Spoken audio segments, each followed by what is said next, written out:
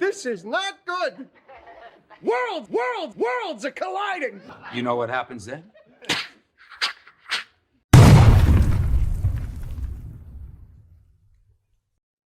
Welcome to another incursion here at Secret Ponds. It's your boy Dennis, aka Old Dirty Dennis. So, just how far are we gonna go with this topic today, guys? Like how vulnerable are we gonna be? Because today we're talking seasonal depression. Look, I know so many people, right? Myself included, who suffer from varying degrees of depression, especially in the colder months. It could stem from different areas of your life. It could just be stress. It could feeling like you're failing or you're less than, maybe a lack of love, not having a romantic partner in your life. Because touch is essential. It doesn't have to necessarily be sexual in nature. It could just be a hug from a friend, hug from a parent, or just loved ones in general, right? It can be as simple as just someone putting their hand on your shoulder, like during a laugh. Because humans are meant to be touched, obviously with consent. Don't go crazy. But it is a necessity, right? And I guess that's why, most of society is just so irritable, just not enough hugs. Like, I actually read, like, did you know that you need 4 hugs a day for survival, 8 for maintenance, and 12 for growth? I can't verify how accurate this is, to be honest with you, but how many hugs do you get a day? Yeah, don't worry. Me neither. But touch starvation does explain why so many people's like behaviors, especially during like lockdown and the whole 6 feet social distancing thing, when those were in effect, it explains so much, like the isolation of it all, being left to your own devices, your own thoughts, and no one overthinks positively. There's no instance where a good thing happens and you overthink your way into even more happiness. Like, it's never an excess of positivity, and I feel like when it comes to touch starvation, it wasn't until and this is going back to the pandemic, it wasn't until I came outside for the first time, hung out with a friend of mine. She was in town, and I think we hugged and we talked for like 2-3 hours, that I realized how deprived I was at that time. Like, it didn't register, until it was so bad during the pandemic. I wasn't really talking like that. Most of my communication is through text and stuff like that. I talked so much that day that my voice hurt. Like, when you're in like a concert and you're like rapping lyrics or like singing just choruses and all this other stuff, and the next day you wake up and you have like a sore throat. That's how I felt. You know what I mean? And it wasn't until that next day and I felt how full I felt just conversing with someone in person, you know, out loud, and like physical touch, did I realize how much I kind of missed that. But yeah, I mean, I digress.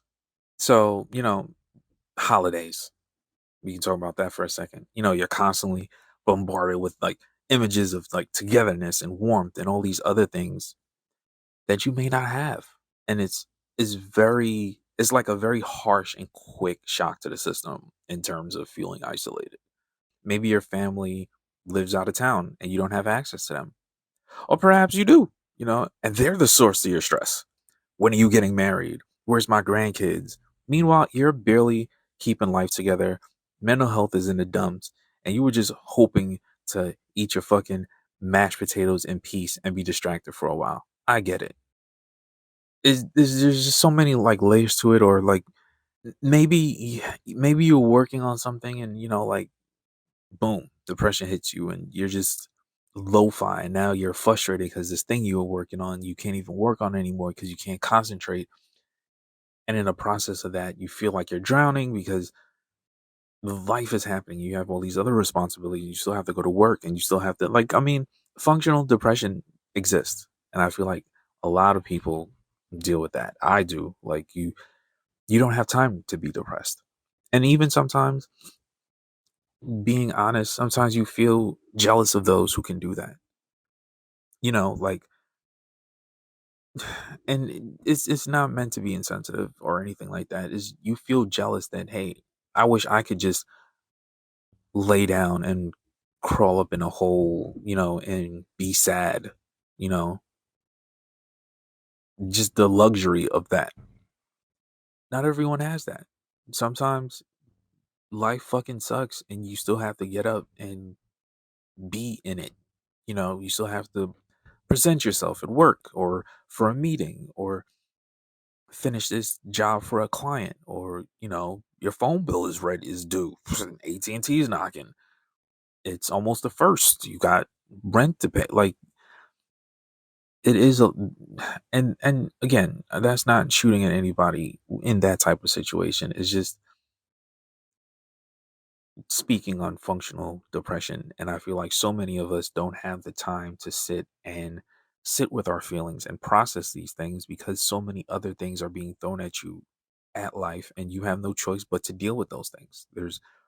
You gotta stick and move, you know what I mean? So how do we even deal with any of this? Like, how do we combat it, or at least try to manage it? Because it does slow everyone down, it does. And it's this time of the year, you can't escape it. Time is darker earlier, like all these things play a role in that. So, like, is there anything we can do?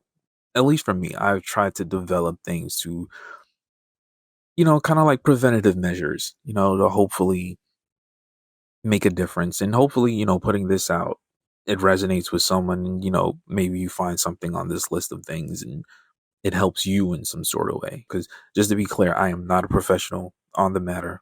You know what I mean? These are just things that I personally do. I am not a therapist. Meds, if that's something that you need, or some other version of therapy, by all means. This is just my personal things that I try to do. And it's not perfect. I'm not perfect. And I'm still gonna have my down days. Life is gonna beat my back in just like it beats yours in.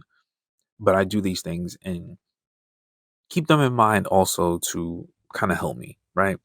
So first off, a bad day doesn't necessarily mean a bad week, but a bad week can stem from a bad day. Now, what am I even saying? It sounds like goobly goobly bloop, right? You can have a bad day. Everyone does. But if you allow it to like fester and like spiral out of control, one bad day turns to two, two turns to four. Next thing you know, you're in the dumps way longer than you want it to be, and you can't find a way out, right? You got to address the problem at some point. Don't let it fester. Like, you might feel like no one likes you or cares about you, but is there any real evidence to that? You might even feel like the most worthless person on the planet, but is that really likely? What's in your head versus like reality are usually two entirely different things. And in moments like that, you got to try and focus on the good, or remember the good. I like organization and tracking. I can't help that. That's part of just my personality. You should keep notes of the good things that you do. A journal. They serve as a reminder in those moments that you need it the most. Like, because you can't store it all in your head. Like, it's impossible, right? And a clear indication of that is in those moments where you're beating yourself down. If you remember the good things that you've done and the good things that people say about you, and in those moments where you feel good and things you've accomplished, like it's a reminder that it's really not all that bad, and you are not the only person going through any of this. And that shared experience makes it a little bit easier, not necessarily in a misery loves company sort of way, but in a I'm not the only one struggling, and I'm putting too much pressure on myself to succeed. Take a walk. I know. I know it sounds dumb. Maybe even too simple, but oftentimes I walk to give my brain a rest. I feel like being able to like people watch and focus on the environment around me kind of helps me, I don't know, connect in a way. Like a reminder that I'm still a part of the world. You know what it's like? It's like when you have company over, right? But like silent company. Like someone's around you, but they don't necessarily talk to you. Like comfortable silence. It's like that. So like I said, trust me, you're not alone. Go for a walk. Just connect with the environment. Just by walking around and being around other people can help ease the feelings that you're going through, or it gives you a chance to just process it, because there's so much stimuli just being outside and seeing people in cars and dogs and just the clouds and just everything, and just feeling wind on your face. It's so much different stimuli that you can't just focus on your problem, and it kind of gives your brain a chance to rest and process those problems. Speaking of outside, lack of sunlight, therapy lamps, take a look around. What's your window situation like right now? Many people like blackout curtains, and it could be a lack of sunlight with the days being shorter, because of the time change. Maybe you aren't getting enough vitamin D. So consider a therapy lamp. Now, it's not the power of the sun in your hands. Spider-Man reference. Sorry, can't help myself. But it can possibly help boost serotonin for you, which is something, whether consciously or subconsciously, we all appreciate.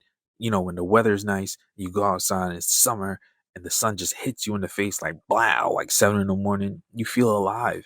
You don't get that in the wintertime because it's dark, it's more dreary. Like, you still need that natural light. And if your room is blocked off with blackout curtains and there's no stimuli in there but you and like a candle maybe, or a dim light, yeah, your mind is going to just bounce around. You're not giving it anything to really focus on. Hobbies. Hobbies. I love hobbies.